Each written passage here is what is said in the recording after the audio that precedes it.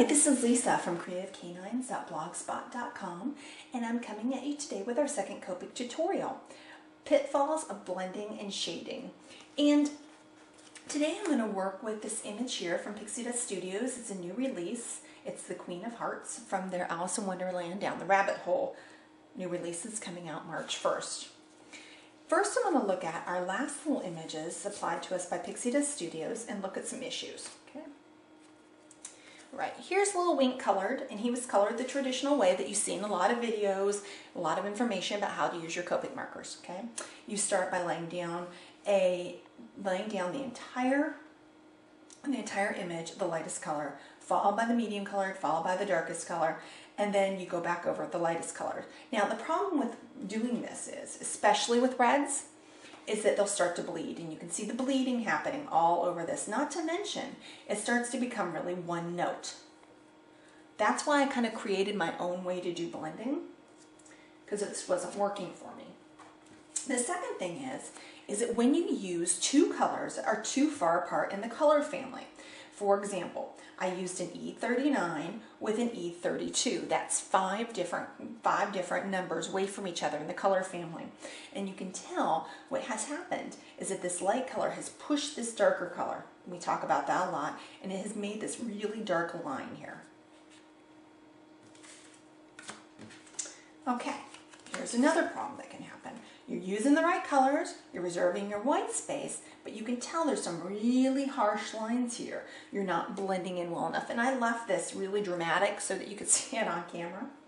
Someone else had asked about, why can't I just use two colors? Two colors is so much easier to blend, and you can, and it can turn out nice. The problem for me is it starts to look a little too one note, okay?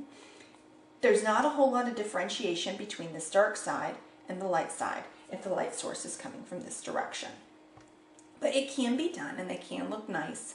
I think that the tendency is to be able to get that shading is that you're going to use two colors too far away from each other.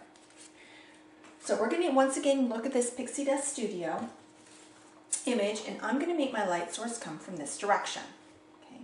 Which means everything on this side of my image is going to be lighter. Okay? Everything on this side is going to be darker. And we're just going to focus on coloring the skirt today. And I'm going to do this a little differently. The reason why I do reds differently is because of the bleeding. You want to put as little ink on the paper as you can.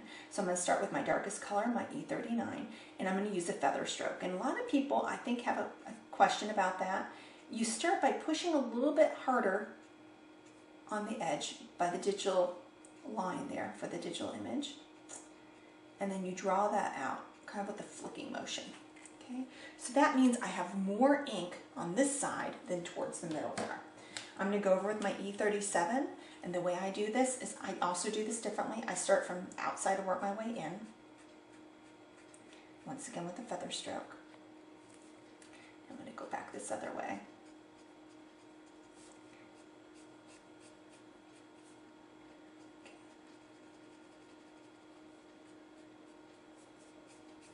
Get that blending in. Now, I'm going to really show you how much I blend, okay? You're going to think I'm nuts, but it makes a difference. Now I'm going to go in with my E35 and blend into my E37. Now you can tell there's a huge difference between those. I could stop right there, right, but I'm leaving that line.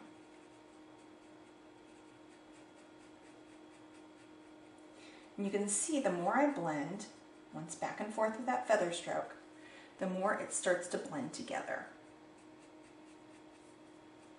Now you're really going to be able to see this with the E32.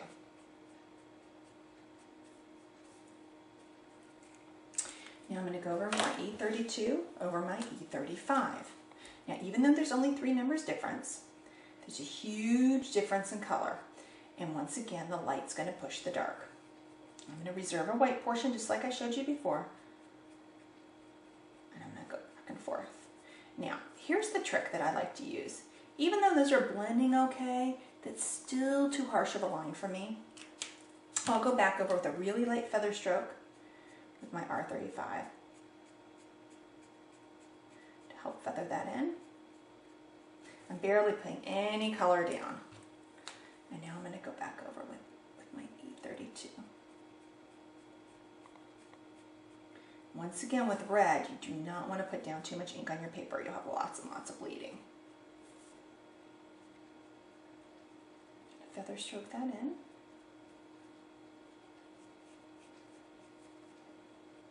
There you go.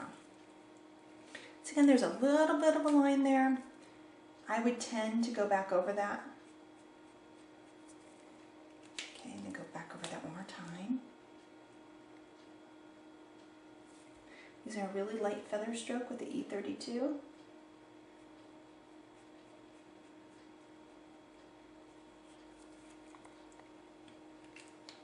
You can see a gradiated line of color there. And even though I'm not putting down too much color, I'm putting down very little color on this paper, you're going to even start to see some bleeding here. Nothing that can't be taken care of by your colorless blender. Not like that one little bear image I showed you. There's no colorless blender that's going to help you with that.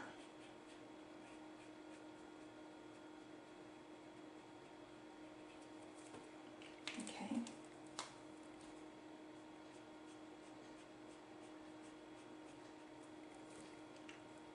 I like the gradiated color. I like it to look very smooth. That's my preference.